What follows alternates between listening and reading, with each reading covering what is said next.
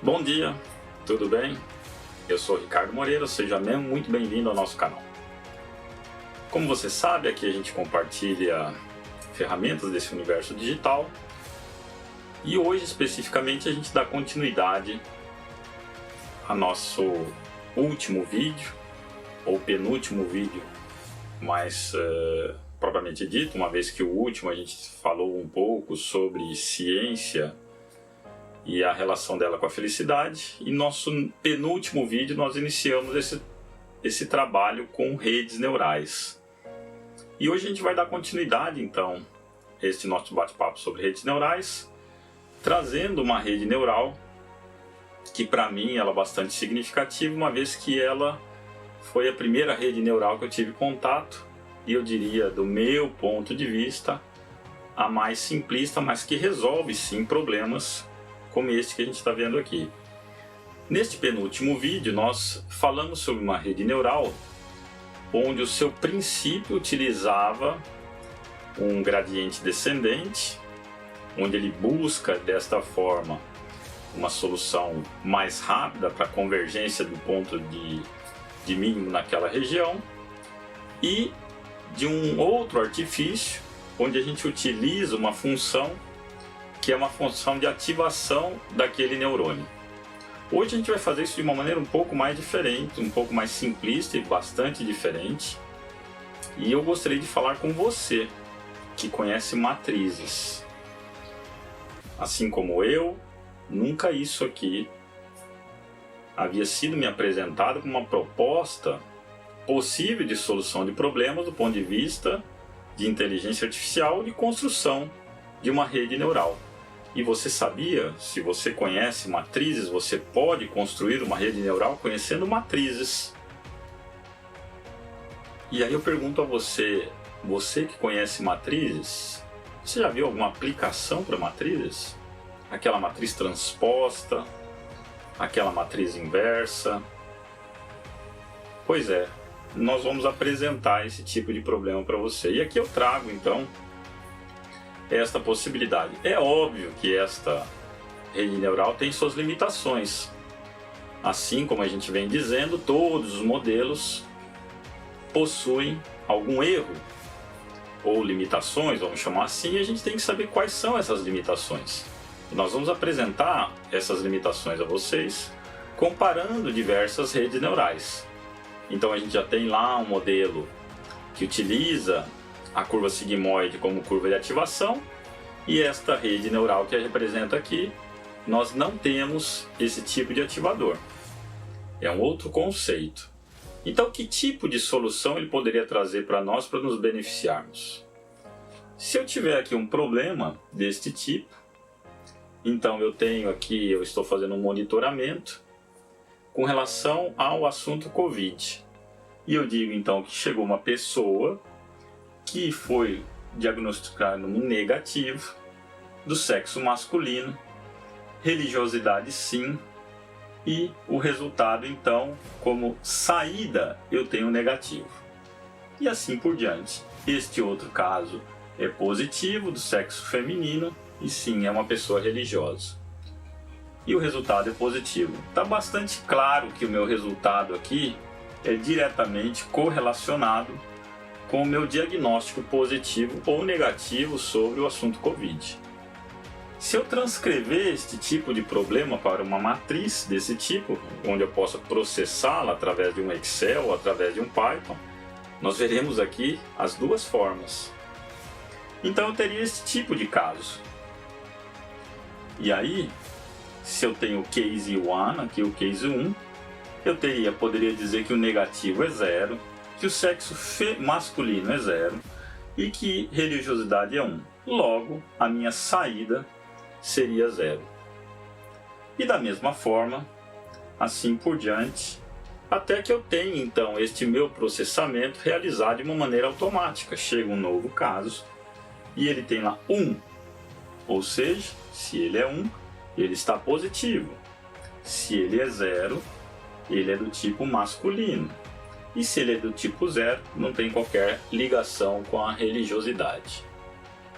E aí eu perguntaria a você, que tipo de saída eu estou esperando aqui? É óbvio que eu estou esperando uma saída do tipo 1.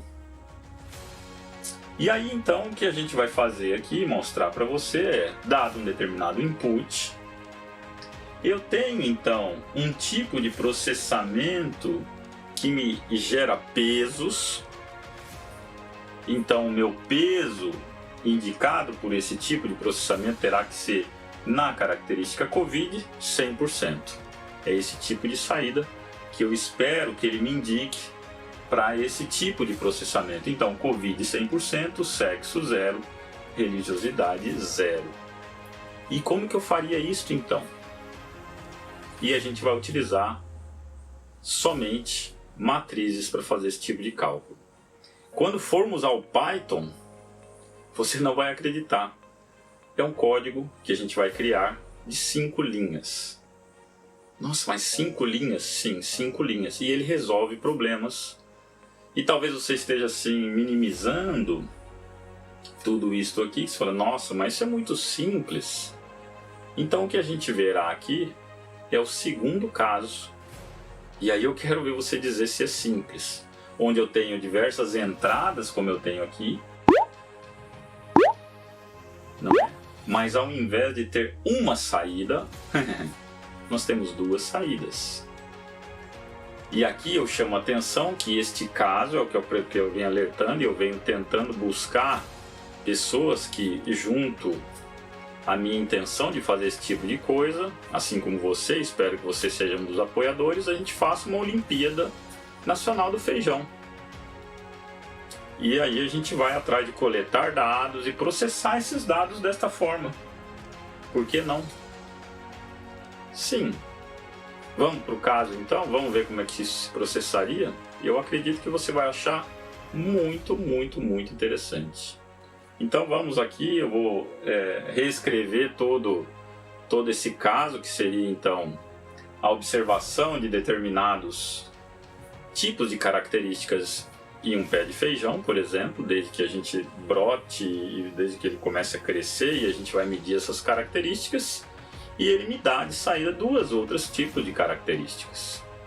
Então vamos fazer e a gente já volta então com este caso de uma entrada com diversas características e 2 saídas.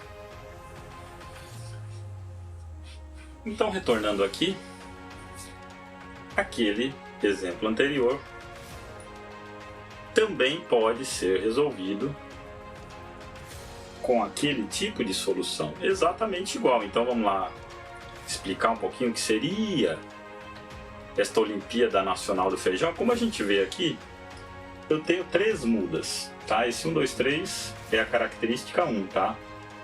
Então aqui eu teria uma muda A, uma muda B, uma muda C.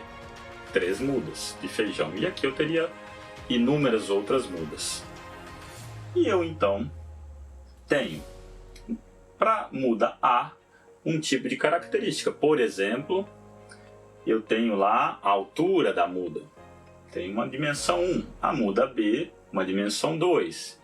E a muda C, uma dimensão 3. E assim por diante. A característica 2, o diâmetro ali, o perímetro que a gente teria dessa mudinha. 2, 3 e 4.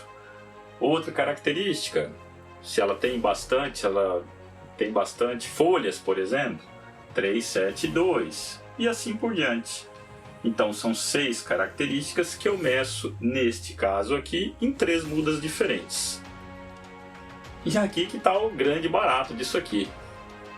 Uma vez que eu tenho 2 características que eu diria, então, serem aquilo que eu estou medindo lá no final. Então, por exemplo, sim, a muda ela tem uma saída aqui com crescimento 3, uma característica qualquer que eu tenha dado lá uma escala de 1 a 10. E assim por diante. E aqui uma outra característica que eu também quero avaliar, a dimensão de alguma coisa, por exemplo. Eu vou lá, meço qual que é a área que esta nova muda, vista do perfil sobre essa muda, e dou lá também uma escala. Vou lá e meço de uma maneira muito simples. E aí o que eu faria então com esse tipo de resultado? Eu vou lá no meu discriminante de Fisher, por exemplo.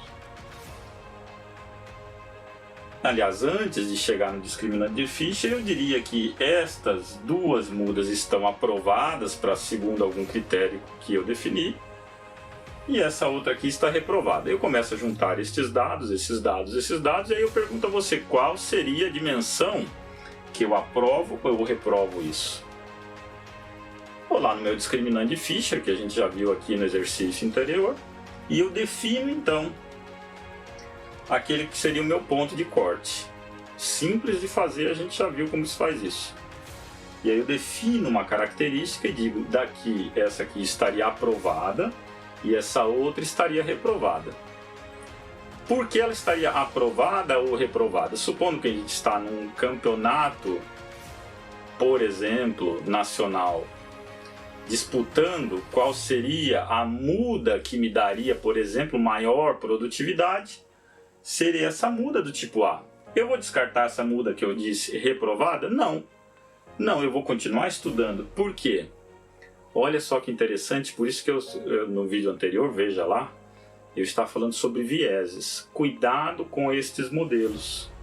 Você pode estar dando um viés ao seu modelo indesejável. Tudo bem, esta aqui, ela tem ela é uma muda que cresce muito mais, ela me dá uma produtividade muito maior. Só que essa muda aqui, quando eu comecei a estudá-la, ela não dá essa produtividade, mas ela tem uma outra característica. O seu tempo, como ela não precisa crescer tanto, ela cresce muito mais rapidamente, por isso ela não cresce tanto. Então o seu período entre ciclos ela é muito mais rápido. Eu posso dizer que ele está reprovada? Não. Não. Se eu simplesmente descartasse essa possibilidade aqui, eu, por exemplo, não teria o milho safrinha. Por exemplo, estou aqui viajando, estou aqui discutindo ideias com você. Veja lá no vídeo anterior, quando a gente fala muito sobre discutir ideias, sobre essa questão dos vieses, nesses modelos que a gente faz. E qual que é a brilhante ideia deste modelo? Com matrizes eu consigo resolver. Pessoal, matrizes. Se você está no seu colégio, você já aprendeu matrizes, você pode construir uma rede neural desse tipo. Vai lá e testa. Você não quer acreditar? Então tá bom. Então vem contigo aqui, olha o que vai acontecer aqui. Isso aqui são os pesos sinápticos, ou seja, a que carrega esta matriz 2×6. Após a gente fazer todo o procedimento para a construção desse tipo de rede neural, eu tenho como resultado essa matriz de pesos sinápticos. Eu vou dar eu vou falar que isso aqui é um operador memória. A memória está aqui. Para todos esses dados que eu tenho aqui, eu vou colocar depois aí para você, eu vou deixar passando aí como é que se constrói uma memória para você ver. Você vai ver que interessante, você vai adorar ver isso aí. Prêmio Nobel, Kendall, o nome dele, Kendall. Eu vou colocar o trabalho dele aí. Primeira vez que se fez esse tipo de trabalho e você verá uma memória se formando. Então eu tenho um tipo de input, quando este peso é acionado para este neurônio, então ele é ativado e ele me dá um tipo de saída A, que está aqui. Se eu fizesse exatamente isto aqui, unindo todas essas 6 características com o YB, então eu tenho a minha saída B. Então faça lá o resultado, faça lá, ó, menos 0.05, 0.046, 0.193, menos 0,1, 0,551, menos 0.059. Então aqui todos os pesos sinápticos. Menos 0,044, 0.035, 0,68, menos 0,086, 0,69, menos 0,113. Uma matriz 2×2. Minha matriz, operador memória. Minha matriz de pesos sinápticos. Essa matriz 2 por 6, multiplicadas então pela muda A, todas as características da muda A, uma matriz do tipo 6 linhas com uma coluna, vai me dar como resultado uma matriz saída com 2 linhas, uma coluna. Faça a conta. Eu não vou fazer. Tá? Eu vou te mostrar no próximo vídeo, mas eu sugiro que você faça. Veja a lindeza e a beleza. Nem sei se falar lindeza, mas a beleza que existe isso. Olha só, pessoal. Tá? E aqui vai meu alerta para você. Se você, professor, se você, diretor de um colégio, se você, do Ministério da Educação, por que não fazemos isso? Acabei de receber aí na semana passada, dizendo uma notícia falando Brasil será o maior player global de alimentos. Meus filhos já plantaram mais de 10 mudas de feijão. O que nós fizemos com isso? Observamos. Coletamos dados? Não. Por quê? Porque são pequenininhos. Não importa. Faça eles já se apaixonarem por essa coleta de dados, essa observação. Ninguém faz nada sozinho. Sem dados eu não consigo construir isso. E o amiguinho no próximo ano, então já em contato com esses meios de medição, ao invés de só observar, não, ele já vai começar a medir. E no outro ano? No outro ano eu começo a aprender matrizes. Matriz transposta. Não vou nem falar o que eu falava sobre matriz transposta. Não vou falar. Por quê? Porque eu queria saber onde eu uso isso. E ninguém me falava. Tá aqui, pessoal. Tá aqui. Matrizes servem para a gente construir uma rede neural. Tá? Põe aí nos comentários quem de vocês conhece matriz. Põe aí nos comentários quem de vocês aprendeu que uma matriz pode construir isso lá no colégio. Quem de vocês? Tá? E aí, o vídeo anterior, vai lá no vídeo anterior, a gente falou um pouco sobre ciências e a felicidade. E aí eu recebi um retorno, obrigado a você. Se você viu lá o vídeo anterior, você verá do que eu estou falando.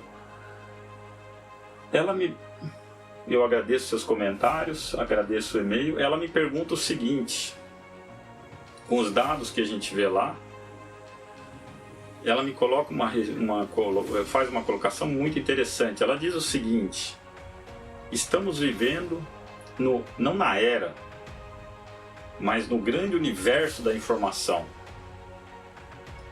E ela me pergunta, qual que é a armadilha, uma vez que os dados estão mostrando, e todos os resultados que a gente vem apurando, mostrando que a gente está emborrecendo.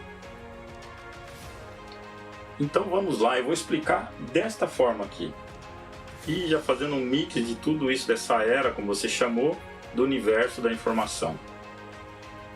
Segundo a neurociência diz, existe uma tríade que poderia definir muito bem isso, que seria o seguinte: a informação, matriz,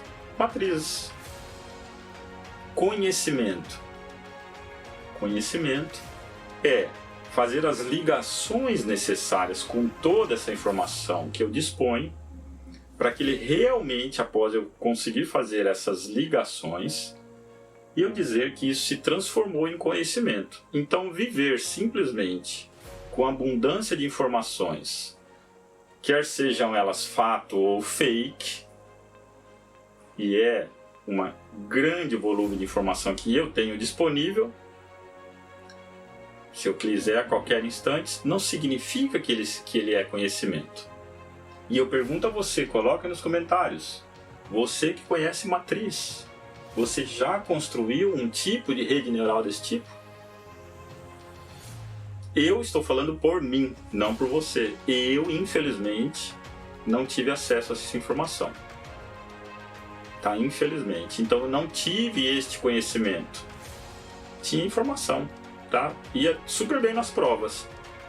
Falando bem em provas, quero fazer um outro paralelo. Einstein diz a história, a biografia dele, que seus pais tinham até uma preocupação quando ele começou a se desenvolver muito pequeno, chegando a ir inclusive a um médico para ver se ele tinha algum problema. Segundo consta, ele era um aluno mediano, ou nem isso. E o que isso significa? Que ele é uma mente brilhante. Só isso, pessoal. Porque ele transformava as informações que ele tinha em conhecimento. E aqui vai a tríade, né, da neurociência, que é como eu transformo isso em sabedoria. Como eu transformo isso em sabedoria? Pegando este conhecimento, fazendo a vivência dele. Não adianta aplicar aqui na lousa. Vamos lá, vamos fazer o tal da Olimpíada Nacional do Feijão. Aí sim, quando eu começar a vivenciar esse tipo de situação, como diz bem a filosofia é o amor à sabedoria. E eu só transformo em sabedoria se eu consigo vivenciar esse tipo de situação. Então eu vou lá, faço as mudas, observo as mudas, aplico aqui, vejo lá, depois defino lá com Fischer, vejo o que cada um dessas minhas unidades quer dizer. Então está aprovado, por que está aprovado? Está reprovado? Está reprovado, mas o que eu posso fazer com ela? Será que ela não tem uma outra característica que de repente a defina muito melhor do que simplesmente reprovado? O que ele traz de benefício?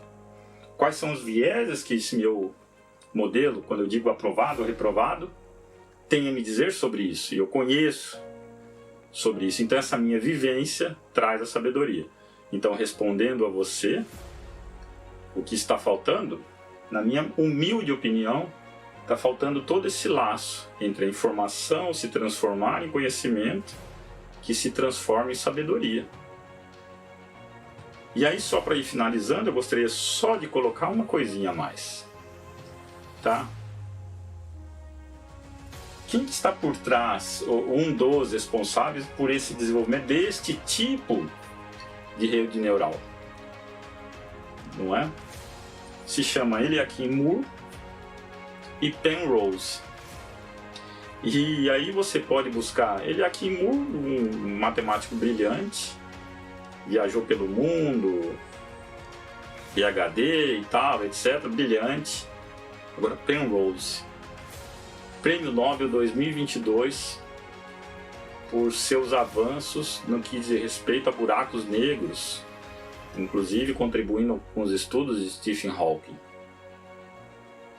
Ele, pessoal, eu ouvi isso da boca dele pelas entrevistas que essa maravilha da informação da internet nos proporciona. Ele diz, era ou fui um estudante muito devagar. E o que quer dizer isso? Que ele é uma mente brilhante. Por quê? Porque ele fazia as conexões, porque ele vivenciava tudo isso. Tá? E vivenciando tudo isso, então ele nos deixa esta maravilha que é esse tipo de rede neural. E só para finalizar então, eu gostaria de dizer o seguinte: Penrose, ele cria com esse tipo de coisa as tais das matrizes pseudo-inversas. Então cuidado, pessoal, não vamos confundir a era desse universo da informação, como a gente ouve todo mundo falando, com conhecimento, com sabedoria. Existe aqui uma distância muito grande entre dizermos uma coisa e outra. Informação abundante não nos qualifica para ter conhecimento, muito menos sabedoria. Tá bom? Então deixa aí nos seus comentários. O próximo vídeo a gente vai mostrar como que tudo isso se processa. Primeiro no Excel, matrizes, vamos usar matrizes para não ficar perdendo tempo, uma vez que a gente já sabe os conceitos de matrizes. E processamento, pessoal, 5 linhas de um código Python mostrando o resultado. 5 linhas, pessoal. Então, apertar o botãozinho lá do Python não quer dizer que você tenha a sabedoria e o conhecimento.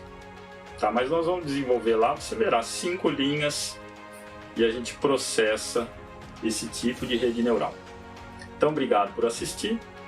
Deixe o seu comentário, obrigado a você que deixou ou tem deixado aí seus comentários. E vamos trabalhar, vamos estudar, vamos transformar informação em conhecimento e conhecimento em sabedoria. Muito obrigado, até o próximo vídeo e valeu. Tchau, tchau. Faz a continha lá, hein? Faz a continha, depois faz com as outras duas e vê lá o resultado que você vai ter. Tchau, tchau, até mais. Valeu.